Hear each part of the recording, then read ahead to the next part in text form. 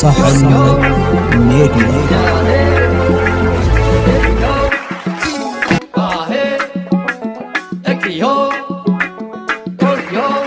لنا حلو ميديا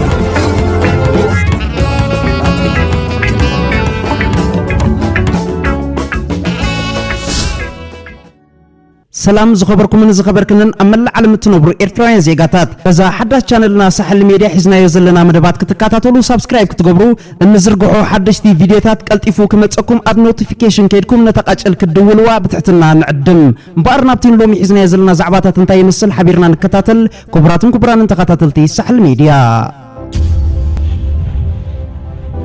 كبر بريزيدنت هاجر إيرترا أتو إسياس أفورقي ناي سراح مبصحن مفتصام ناب كايرو أمرحو بمسرت عدم بريزيدنت قبطي عبد الفتاح السيسي بريزيدنت إسياس أفورقي ناي سلسته معلتات ناي سراح عدتن مفتصام علت 24 لكاتيت كلتشعن 24 أبسعتات قدم قطري ناب قبطي أمرحو منستر قدات وصاي أتو عثمان صالح مس بريزيدنت إسياس أفورقي حبيرو تقوعيزو الله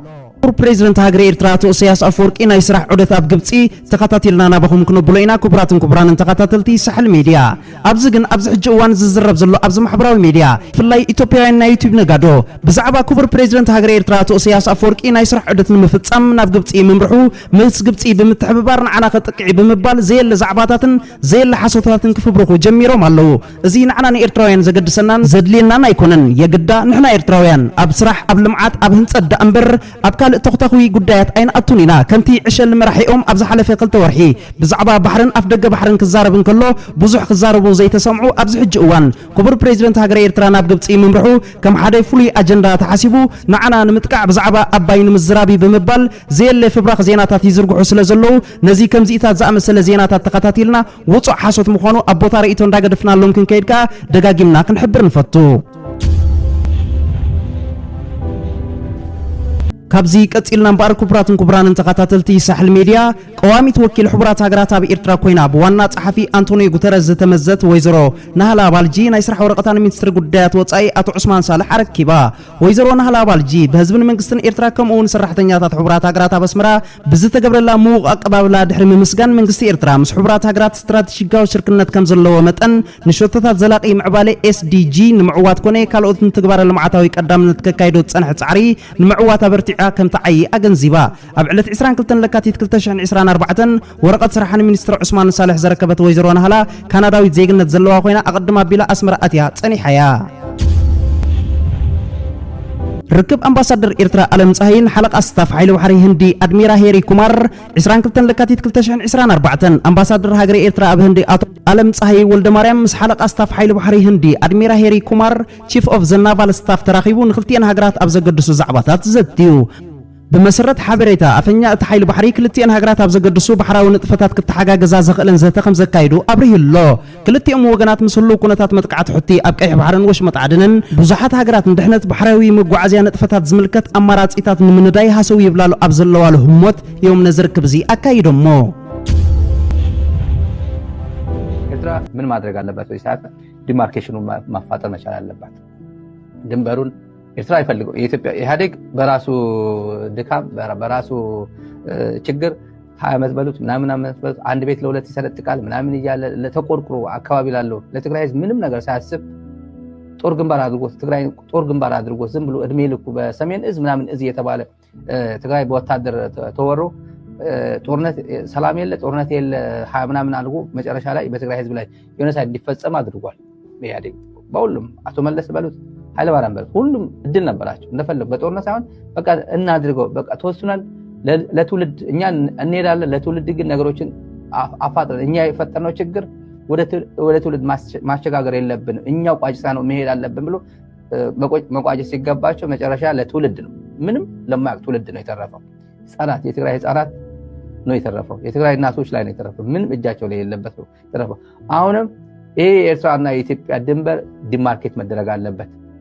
ኢትዮጵያ አይፈልገውም አሁን ዲማርኬት እንዲደረግላት አይፈልገውም ምክንያት ይፈልጋል መሬት ላይ ነው ያለው ኤርትራ ይላል እኮ ይፈልጋል አሁን እኛ በየቀኑ 52 የትግራይ ቀበሌዎች እዚህ አካባቢ ተፈናቅለዋል ዛላምበሳ ጾሮና ይሄ እስከ ሸራሮ አካባቢ ያለው ኤርትራ ጦር ሁሉ 52 ቀበሌ በሱ ስር ነው ያለው ካሪክለም ጭምር ቀይሮ የኤርትራ መንግስት በኤርትራ እንትነው ካሪክለም ያሰማራ ያለው ብለን ስንናገር ችግር የለበትም ብልጽግና ችግር የለበትም ምክንያቱም it's not the right time ነው አሁን ይጠብቋል እዛ እንዲቀመጥለት ነው የሚፈልገው ምክንያት ይፈልጋል የኢትዮጵያ መንግስት ኤርትራ ብዙ ወንጀል ፈጽሟል በትግራይ ህዝብ ላይ የኤርትራ መንግስት አሁን ሰከንድ ብሎ መጀመሪያ ዘሄግ የተወሰነ ውሳኔ ኦፊሻሊ በዩናይትድ ኔሽንስ ሰው ልካችሁ በኢንተርናሽናል ኦብዘርቨርስ ዲማርኬት አድርጉልን መሬት ላይ ያለው ነገር ዲማርኬት አድርጉልን ብሎ ማፋጠን መቻል አለበት እምባር ኩብራን ተከታተልቲ ሳሕል ሚዲያ ከምቲ አምእቶ ቪዲዮ ዝተዓዘብናዮ ነዚ ክትግዕታዶ ርህጽ ተሓድራ ኣብዛ ሓለፈ ሰሙን እዩ ኣቶ ስታይልን መንግስቲ ኤርትራ ዶባተይ ነጸሪሉ ንመንግስቲ ኢትዮጵያ ክሓትታሎ ክብል ተሰሚዑ ኣብ ከመይ ኩነታት ነቲ ዘረባ ተዛሪብዎ ብዘየገድስ ነዚ ሰምዑ ኤርትራውያን በኣቃጫጭ ኣይተ ስታሊን ግዲ ተገሪሞም ብሰሓቅ ትዋሕ ከይበሉ ኣይሓልፉን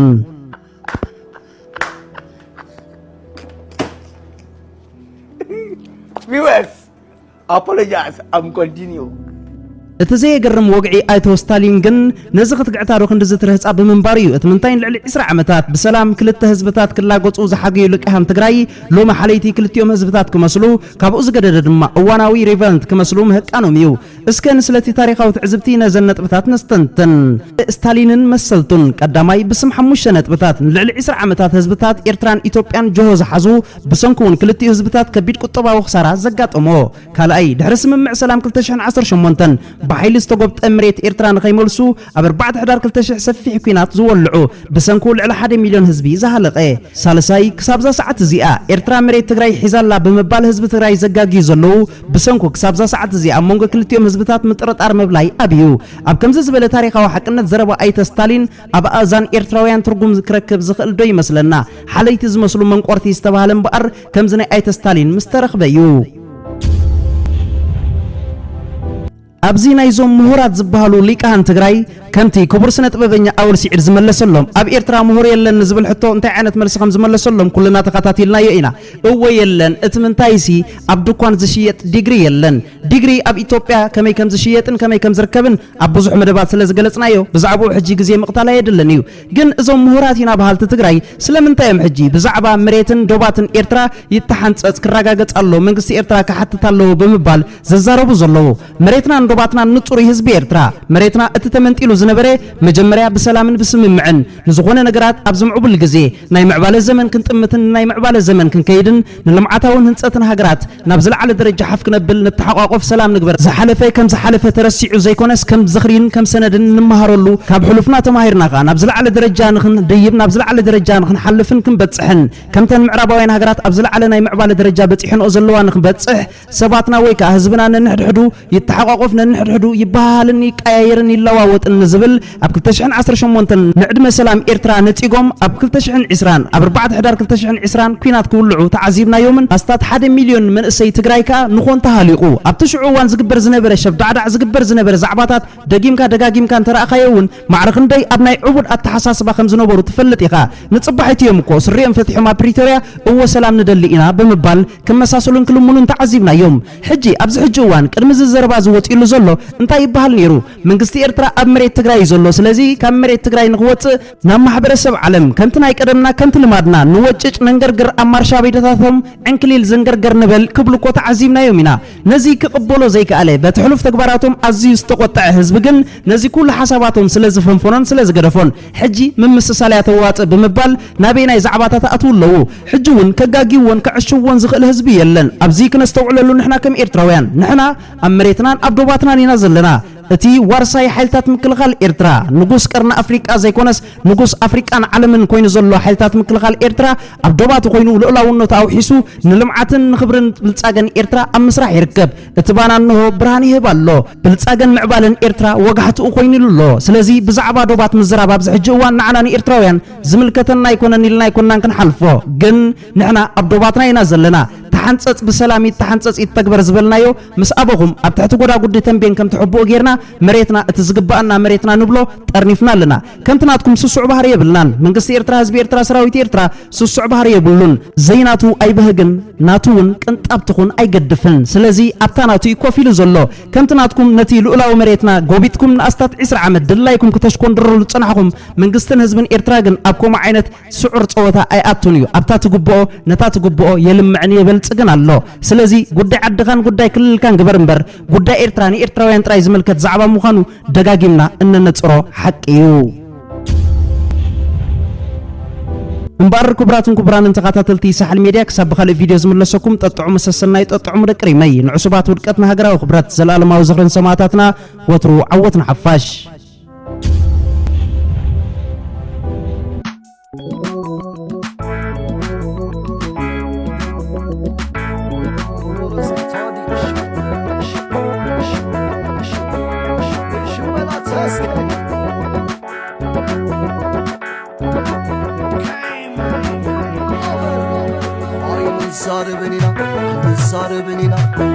زاربنينا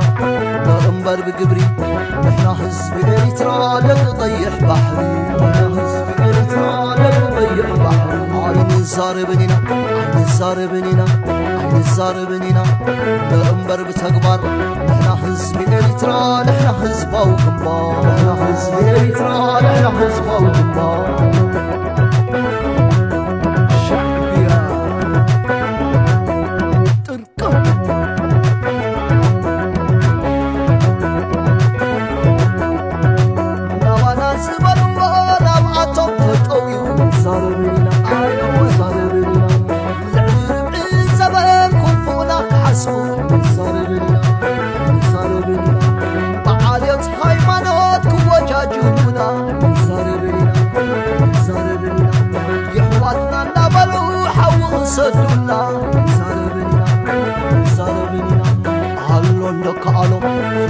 زحلولو علو ندو توارساي هاغورنا وحساي علو دياسبورا امباسادر إريترا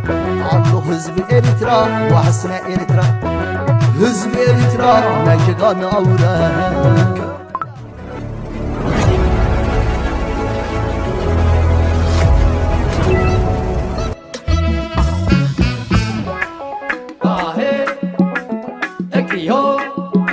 صح